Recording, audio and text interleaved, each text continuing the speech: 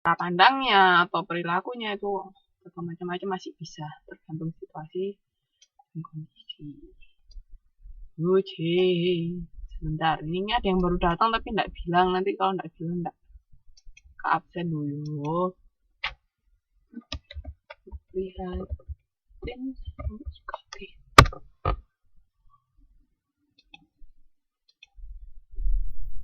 Terus di sini kan jenis referensi kelompok, ada kelompok formal, informal, keanggotaan sama aspirasi kelompok acuan. Ya, tadi kan sudah kita bahas toh.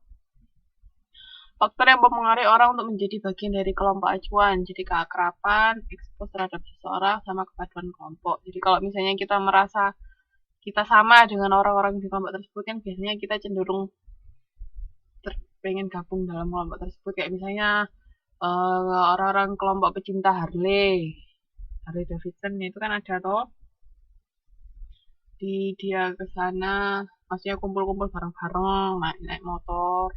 Kemarin tuh kalau nggak salah di mana di Batu itu ada kelompok pemilik mobil Ferrari. Mereka ngelakukan apa sih? Mereka ngumpul di Batu kalau nggak salah di Malang. Ngapain ya? Lakuin donasi atau apa gitu loh. Saya lupa. Jadi ada kegiatan positifnya juga selain kumpul-kumpul sesama pecinta Ferrari dan pemilik mobil Ferrari. Mereka juga melakukan kegiatan sosial. Saya lupa tapi ngapain. Apa ya? Baru-baru ini kok, belum lama, belum ada seminggu kayaknya. Jadi kayak gitu. Kan banyak sekarang. Jadi kan ada hal positif lain yang mereka lakukan selain hanya misalnya berbicara tentang mobil mereka atau hobi mereka, tapi ada hal-hal positif lain yang mereka lakukan buat sama juga. Ini bentuk kelompok acuan itu bisa kelompok pertemanan, belanja, kerja, kelompok konsumen, dan macam-macam. Kan banyak sekali tuh kelompok itu. Nah, ini ada yang namanya opini pemimpin kelompok atau pemberi opinion leader. Jadi orang yang diketahui dan diyakini memiliki pengetahuan tentang produk dan sarannya akan didengar secara serius oleh orang lain. Ya, kayak tadi, kayak misalnya kalau Dokter Boyke jadi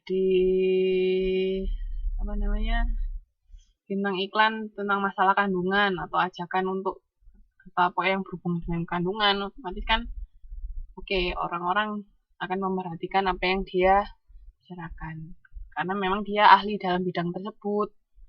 Jadi otomatis kita akan mengikuti apa yang dia bicarakan atau yang pendapatnya dia atau seperti apa akan kita ikuti seperti itu opinion leader ya, jadi pemberi opini. Kan cenderung kita pasti punya idola toh. Ya enggak, Mbak sama Mas punya idola enggak?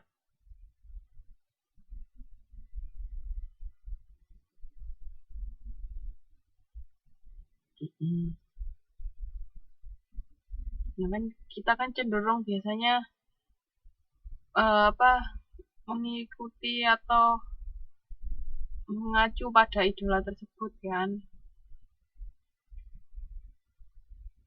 Gimana caranya supaya sama, atau kalau misalnya apa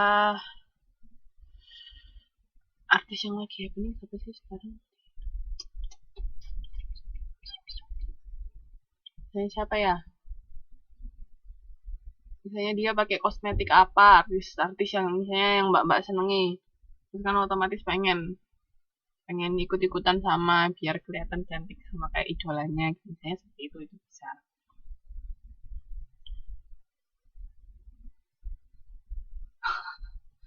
Biasanya mbak, ya nggak semua, tergantung, cuman mayoritas kan seperti itu.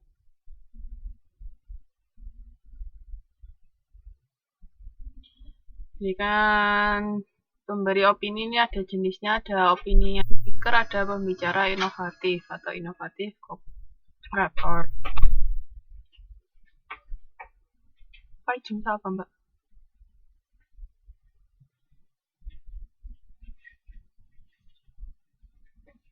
Mbak bukannya Pak Ijum sudah?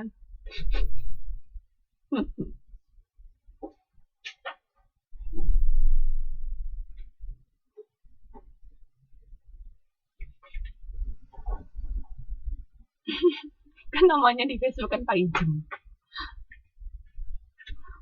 Jupe dah. Oh iya. Di Surabaya itu ada satu toko roti yang nama tokonya itu lucu. Namanya itu Jupe DP nama toko rotinya. Terus tahu nggak apa namanya slogannya mereka apa?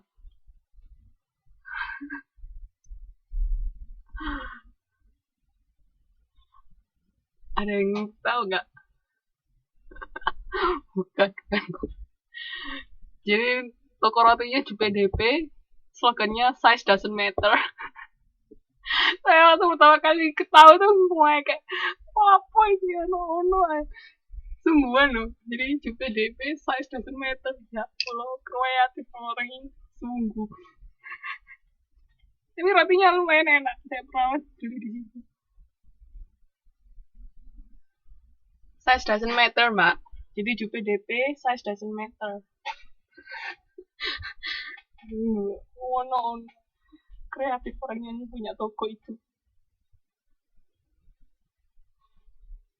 Nggak tahu tapi dia buka cabang di kota lain apa enggak. Gak ada itu di Surabaya.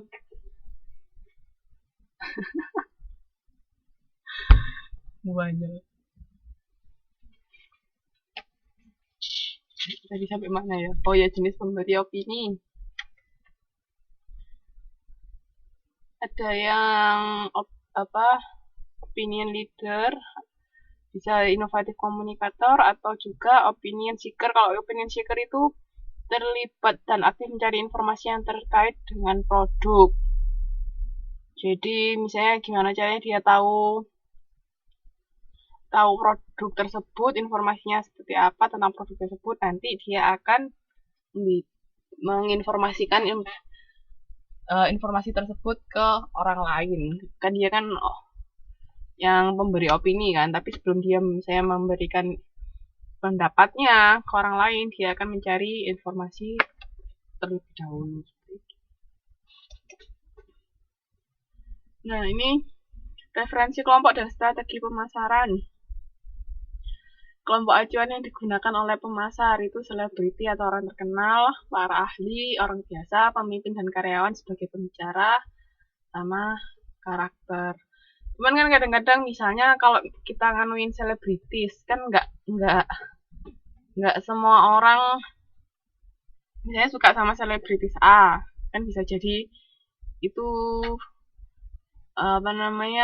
bisa mempengaruhi penjualan juga, misalnya karena yang dia nggak suka sama selebritis A, mungkin dia nggak mau pakai sesuatu yang si A ini jadi bintang iklannya, itu juga bisa.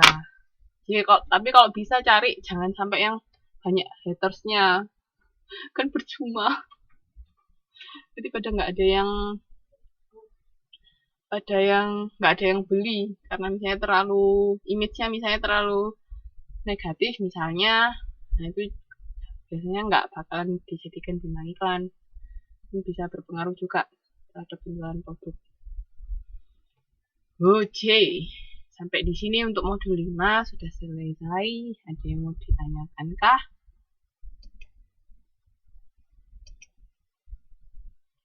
Halo? Halo?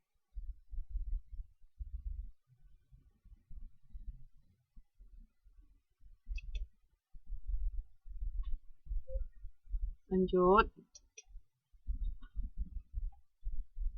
Sebentar. Saya ganti dulu. Bentar, masih loading.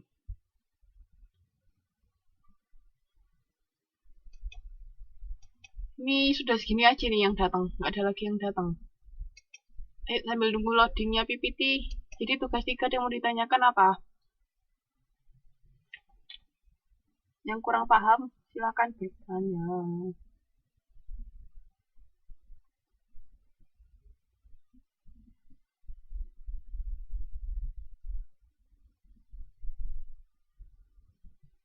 Enggak.